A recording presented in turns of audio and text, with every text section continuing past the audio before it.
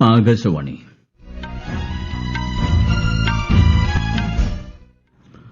നമസ്കാരം. വാർത്തകൾ വായിക്കുന്നത് ഗോപകുമാർ.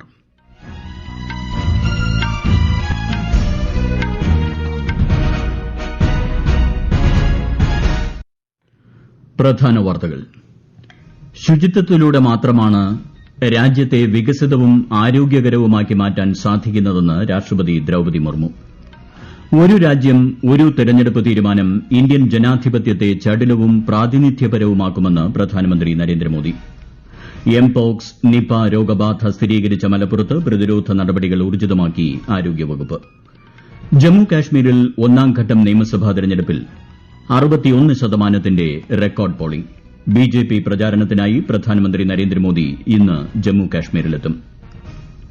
ബംഗ്ലാദേശിനെതിരായ ടെസ്റ്റ് ക്രിക്കറ്റ് പരമ്പരയിലെ ആദ്യ മത്സരത്തിൽ ഇന്ത്യയുടെ ബാറ്റിംഗ് പുരോഗമിക്കുന്നു. ഐഎസ്എൽ ഫുട്ബോളിൽ ഇന്ന് ബംഗളൂരു എഫ്സി ഹൈദരാബാദ് എഫ്സിയെ നേരിടും. വാർത്തകൾ വിശദമായി.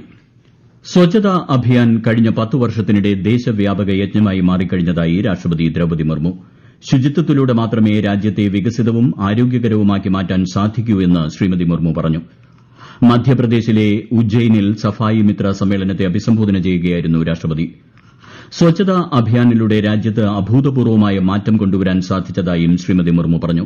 2025 വരെ നീളുന്ന സ്വച്ഛ് ഭാരത് ദൌത്യത്തിന്റെ 2ാം ഘട്ടത്തിൽ സമ്പൂർണ്ണ ശുചിത്വം എന്ന ലക്ഷ്യം നേടാൻ സാധിക്കണമെന്നും രാഷ്ട്രപതി ചൂണ്ടിക്കാട്ടി. स्वच्छता अभियान देशव्यापी जन आंदोलन बन गया है. इसके कारण व्यापक स्तर पर बदलाव हुए हैं. स्वच्छ भारत मिशन द्वारा हमारे देशवासियों में स्वच्छता के प्रति जागरूकता बढ़ी है तथा अभूतपूर्व व्यवहार परिवर्तन हुआ है. स्वच्छ भारत मिशन के तहत खुले में शौच से मुक्ति के लिए 11 करोड़ से अधिक शौचालय तथा लगभग 2.25 लाख सामुदायिक स्वच्छता परिसर बनाया गया है. महिलाओं की गरिमा और स्वास्थ्य की सुरक्षित रखने के लिए इस जन आंदोलन की विशेष भूमिका है. ചടങ്ങിൽ 5 ശുചീകരണ തൊഴിലാളികളെ രാഷ്ട്രപതി ആദരിച്ചു. ഉജ്ജയിൻ ഇൻഡോർ 6 പാതയുടെ വെർച്വൽ ഭൂമിപൂജയിലും ശ്രീമതി മുർമു പങ്കെടുത്തു. ഗവർണർ മാംഘുഭായ് പട്ടേൽ, മുഖ്യമന്ത്രി മോഹൻ യാദവ് തുടങ്ങിയവർ ചടങ്ങിൽ സന്നിഹിതരായിരുന്നു. മധ്യപ്രദേശ് സന്ദർശനം പൂർത്തിയാക്കി രാഷ്ട്രപതി ഇന്ന് വൈകുന്നേരം ഝാർഖണ്ഡിലെത്തും. റാഞ്ചിയിൽ ICAR ശതാബ്ദി സമ്മേളനത്തെ ശ്രീമതി മുർമു നാളെ അഭിസംബോധന ചെയ്യും. ഒരു രാജ്യം ഒരു തെരഞ്ഞെടുപ്പ് സംബന്ധിച്ച കേന്ദ്ര മന്ത്രിസഭാ തീരുമാനം ഇന്ത്യൻ ജനാധിപത്യത്തെ കൂടുതൽ ചടുലവും പ്രാതിനിധ്യപരവുമാക്കുമെന്ന് പ്രധാനമന്ത്രി നരേന്ദ്രമോദി. ഇന്നലെ ചേർന്ന മന്ത്രിസഭാ യോഗമാണ് ഒരു രാജ്യം ഒരു തെരഞ്ഞെടുപ്പുമായി ബന്ധപ്പെട്ട ഉന്നതതല സമിതി ശുപാർശകൾക്ക് അംഗീകാരം നൽകിയത്. സമിതിക്ക് നേതൃത്വം നൽകിയ മുൻ രാഷ്ട്രപതി രാംനാഥ് കോവിന്ദിനെ പ്രധാനമന്ത്രി അഭിനന്ദിച്ചു. രാജ്യത്ത് 2 ഘട്ടങ്ങളായി തെരഞ്ഞെടുപ്പുകൾ നടത്താനാണ് ഇതിലൂടെ ഉദ്ദേശിക്കുന്നത്. ആദ്യഘട്ടത്തിൽ ലോക്സഭാ നിയമസഭാ തെരഞ്ഞെടുപ്പുകൾ ഒരുമിച്ച് നടത്തും. പൊതു തെരഞ്ഞെടുപ്പ് നടന്ന് 100 ദിവസത്തിനകം പഞ്ചായത്ത് തെരഞ്ഞെടുപ്പുകളും നടത്തും. ഒരു രാജ്യം ഒരു തെരഞ്ഞെടുപ്പ് തീരുമാനം നിർണായകമായ തെരഞ്ഞെടുപ്പ് പരിഷ്കരണ നടപടിയാണെന്ന് കേന്ദ്ര ആഭ്യന്തരമന്ത്രി അമിത്ഷാ പ്രതികരിച്ചു. തെരഞ്ഞെടുപ്പുകളെ സുതാര്യവും സാമ്പത്തികക്ഷമവും ആക്കുന്നതിനുള്ള പ്രധാനമന്ത്രിയുടെ ലക്ഷ്യത്തിന്റെ പ്രതിഫലനമാണിതെന്നും അദ്ദേഹം ചൂണ്ടിക്കാട്ടി. അതേസമയം വിവിധ പ്രതിപക്ഷ പാർട്ടികൾ തീരുമാനം രാജ്യത്തിന്റെ ഫെഡറൽ ഘടനയെ ബാധിക്കുമെന്ന വിമർശനവുമായി രംഗത്ത് വന്നിട്ടുണ്ട്.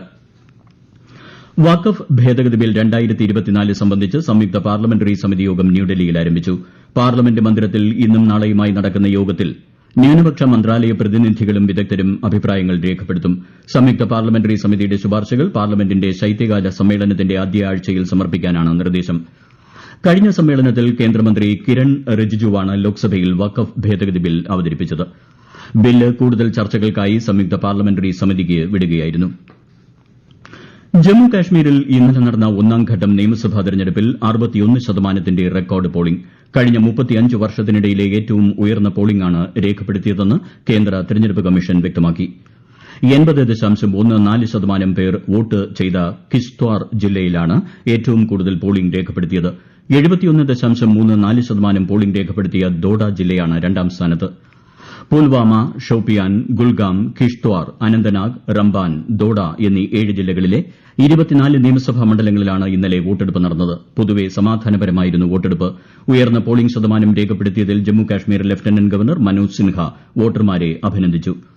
3 ഘട്ടങ്ങളിലായി തെരഞ്ഞെടുപ്പ് നടക്കുന്ന ജമ്മു കാശ്മീരിൽ അടുത്ത 2 ഘട്ടങ്ങൾക്കായുള്ള പ്രചാരണം ഊർജ്ജിതമാണ്. പ്രധാനമന്ത്രിയും മുതിർന്ന ബിജെപി നേതാവുമായ നരേന്ദ്രമോദി ഇന്ന് ശ്രീനഗറിലും കത്രയിലും തെരഞ്ഞെടുപ്പ് റാലികളെ അഭിസംബോധന ചെയ്യും. സ്വച്ഛതാ ഹി സേവ പരിപാടിയുടെ ഭാഗമായി ഏക് പേഡ് മാ കെ നാം വൃക്ഷത്തൈ നടീൽ പ്രചാരണം ഊർജിതമാക്കി കേന്ദ്ര വാർത്താവിതരണ പ്രക്ഷേപണ മന്ത്രാലയം.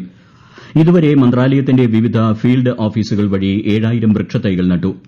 കേരളത്തിലും സ്വച്ഛതാ ഹി സേവ പരിപാടിയുടെ ഭാഗമായി ശുചീകരണ പ്രവർത്തനങ്ങൾ സജീവമാണ്. വാർത്താവിതരണ പ്രക്ഷേപണ മന്ത്രാലയത്തിന്റെ ഫീൽഡ് ഓഫീസുകൾ സ്വച്ഛതാ അഭിയാന്റെ ഭാഗമായി അടുത്ത മാസം 2 മുതൽ 31 വരെ സംഘടിപ്പിക്കുന്ന പ്രത്യേക ക്യാമ്പയിനിലും ഭാഗമാകും. ശുചിത്വം ഉറപ്പാക്കാനുള്ള മികച്ച മാർഗ്ഗങ്ങൾ, മാധ്യമങ്ങളിലൂടെയുള്ള ബോധവൽക്കരണം, കാര്യക്ഷമമായ സ്ഥല ഉപയോഗം തുടങ്ങിയവ ഇതിന്റെ ഭാഗമായി നടപ്പാക്കും.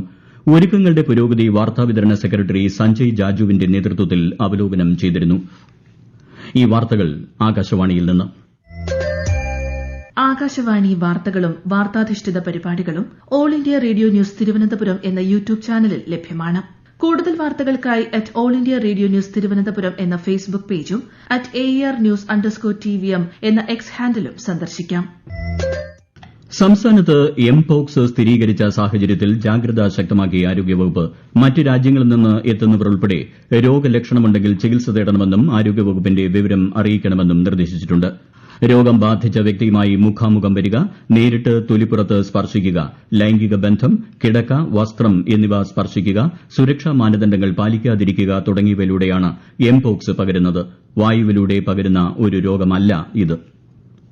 മലപ്പുറത്ത് നിപ പ്രതിരോധ നടപടികൾ തുടരുന്നു. മരിച്ച യുവാവിന്റെ അടുത്ത ബന്ധുക്കളുടേത് ഉൾപ്പെടെ ഇന്നലെ 10 പേരുടെ പരിശോധനാ ഫലങ്ങൾ കൂടി നെഗറ്റീവായിരുന്നു. ആരോഗ്യമന്ത്രിയുടെ നേതൃത്വത്തിൽ മലപ്പുറത്ത് ഇന്നും അവലോകന യോഗം ചേരും. എൻസിപി ദേശീയ അധ്യക്ഷൻ ശരത് പവാറുമായി നാളെ മുംബൈയിൽ കൂടിക്കാഴ്ച നടത്തുമെന്ന് മന്ത്രി എ.കെ. ശശീന്ദ്രൻ. കേരളത്തിൽ നിന്ന് പി.സി. ചാക്കോയും തോമസ് കെ തോമസും ചർച്ചയിൽ പങ്കെടുക്കുമെന്നും മന്ത്രി കൊച്ചിയിൽ മാധ്യമങ്ങളോട് അറിയിച്ചു. മന്ത്രിസ്ഥാനം സംബന്ധിച്ച് ചർച്ചയുണ്ടാകുമോ എന്ന ചോദ്യത്തിന് പാർട്ടിയിൽ അത്തരം പ്രതിസന്ധികൾ ഒന്നുമില്ലെന്നും അദ്ദേഹം പ്രതികരിച്ചു. മലയാളി യുവതിയായ ചാർട്ടേഡ് അക്കൌണ്ടന്റ് പൂനെയിൽ മരിക്കാനിടയായ സംഭവത്തിൽ അന്വേഷണമുണ്ടാകുമെന്ന് കേന്ദ്ര തൊഴിൽ വകുപ്പ് സഹമന്ത്രി ശോഭ കരന്തലജെ ഉറപ്പു നൽകിയതായി മുൻ കേന്ദ്രമന്ത്രി രാജീവ് ചന്ദ്രശേഖർ. യുവതിയുടെ മരണം സംബന്ധിച്ച് തൊഴിൽ വകുപ്പ് അന്വേഷണം നടത്തണമെന്ന ശ്രീ രാജീവ് ചന്ദ്രശേഖറിന്റെ ആവശ്യത്തോട് എക്സിലൂടെയാണ് മന്ത്രി പ്രതികരിച്ചത്. എംഎസ്എഫ് പ്രവർത്തകനായിരുന്ന അരിയിൽ ഷുക്കൂറിന്റെ വധവുമായി ബന്ധപ്പെട്ട് സിപിഎം നേതാക്കളായ P Jayarajan, T V Rajesh എന്നിവർ സമർപ്പിച്ച വിടുതൽ ഹർജി കൊച്ചിയിലെ സിബിഐ പ്രത്യേക കോടതി തള്ളി. ഗൂഢാലോചന നടന്നതിൽ ഇരുവരുടെയും പങ്ക് തെളിയിക്കുന്ന ഫോൺ രേഖകളും സാക്ഷിമൊഴികളും സാഹചര്യ തെളിവുകളും ഉണ്ടെന്ന ഷുക്കൂറിന്റെ മാതാവിന്റെ വാദം കൂടി കണക്കിലെടുത്താണ് കോടതി നടപടി. സ്മാർട്ട് സിറ്റി പദ്ധതി പ്രവർത്തനങ്ങളുമായി ബന്ധപ്പെട്ട് തിരുവനന്തപുരം ആൽത്തറ മേട്ടുക്കട റോഡിൽ സ്ഥാപിച്ചിട്ടുള്ള പുതിയ ലൈനുകൾ ചാർജ് ചെയ്യുകയും പഴയ ബ്രാഞ്ച് ലൈനുകൾ പുതിയ പൈപ്പ് ലൈനുമായി കണക്ട് ചെയ്യുകയും ചെയ്യുന്ന ജോലികൾ നടക്കുന്നതിനാൽ ഈ മാസം 24-ന് രാവിലെ 10 മണി മുതൽ രാത്രി 12 മണി വരെ പ്രദേശത്ത് ജലവിതരണം തടസ്സപ്പെടും. Vazhuthacaud Udara Shiromani road, Palottukonam CSM Nagar, Shishuvihar line, cotton hill, Edappazhinji, K Aniruddhan road, Irakkam road, Mettukkada, Valiyasala, Thycaud എന്നീ പ്രദേശങ്ങളിലാണ് ജലവിതരണം തടസ്സപ്പെടുക. ഉപഭോക്താക്കൾ വേണ്ട മുൻകരുതൽ സ്വീകരിക്കണമെന്ന് വാട്ടർ അതോറിറ്റി അറിയിച്ചു. ഇന്ത്യ ബംഗ്ലാദേശ് ടെസ്റ്റ് ക്രിക്കറ്റ് പരമ്പരയിലെ ആദ്യ മത്സരം ചെന്നൈ ചിദംബരം സ്റ്റേഡിയത്തിൽ പുരോഗമിക്കുന്നു. ഒടുവിൽ വിവരം ലഭിക്കുമ്പോൾ ഇന്ത്യ 4 വിക്കറ്റ് നഷ്ടത്തിൽ 116 റൺസ് നേടിയിട്ടുണ്ട്. ടോസ് നേടിയ ബംഗ്ലാദേശ് ഫീൽഡിംഗ് തെരഞ്ഞെടുക്കുകയായിരുന്നു. ISL ഫുട്ബോളിൽ ഇന്ന് ബംഗളൂരു ഹൈദരാബാദിനെ നേരിടും. രാത്രി 7:30-ക്ക് ബംഗളൂരുവിലാണ് മത്സരം. വിദേശ രാജ്യങ്ങളിൽ നിന്നുള്ള വിദ്യാർത്ഥികളുടെ എണ്ണം വീണ്ടും കുറയ്ക്കാനൊരുങ്ങി കാനഡ. 2025-ൽ സ്റ്റഡി പെർമിറ്റുകളിൽ 10% കുറവ് വരുത്തുമെന്ന് കനേഡിയൻ ഇമിഗ്രേഷൻ വിഭാഗം അറിയിച്ചു. നിലവിലെ 4,85,000 പെർമിറ്റുകൾ 4,37,000 ആക്കിയാണ് ചുരുക്കുന്നത്. 2024-ലും സ്റ്റഡി പെർമിറ്റുകളിൽ കാനഡ 35% കുറവ് വരുത്തിയിരുന്നു. പ്രധാന വാർത്തകൾ വീണ്ടും. ശുചിത്വത്തിലൂടെ മാത്രമാണ് രാജ്യത്തെ വികസിതവും ആരോഗ്യകരവുമാക്കി മാറ്റാൻ സാധിക്കുന്നതെന്ന് രാഷ്ട്രപതി ദ്രൌപദി മുർമു. ഒരു രാജ്യം ഒരു തെരഞ്ഞെടുപ്പ് തീരുമാനം ഇന്ത്യൻ ജനാധിപത്യത്തെ ചടുലവും പ്രാതിനിധ്യപരവുമാക്കുമെന്ന് പ്രധാനമന്ത്രി നരേന്ദ്രമോദി. എംപോക്സ്, നിപ രോഗബാധ സ്ഥിരീകരിച്ച മലപ്പുറത്ത് പ്രതിരോധ നടപടികൾ ഊർജിതമാക്കി ആരോഗ്യവകുപ്പ്. ജമ്മു കാശ്മീരിൽ 1ാംഘട്ടം നിയമസഭാ തെരഞ്ഞെടുപ്പിൽ 61% റെക്കോർഡ് പോളിംഗ്. ബിജെപി പ്രചാരണത്തിനായി പ്രധാനമന്ത്രി നരേന്ദ്രമോദി ഇന്ന് ജമ്മു കാശ്മീരിലെത്തും. ബംഗ്ലാദേശിനെതിരായ ടെസ്റ്റ് ക്രിക്കറ്റ് പരമ്പരയിലെ ആദ്യ മത്സരത്തിൽ ഇന്ത്യയുടെ ബാറ്റിംഗ് പുരോഗമിക്കുന്നു. ISL ഫുട്ബോളിൽ ഇന്ന് ബംഗളൂരു FC ഹൈദരാബാദ് FCയെ നേരിടും. വാർത്തകൾ കഴിഞ്ഞു. അടുത്ത വാർത്താ പ്രക്ഷേപണം വൈകിട്ട് 6:30-ന്.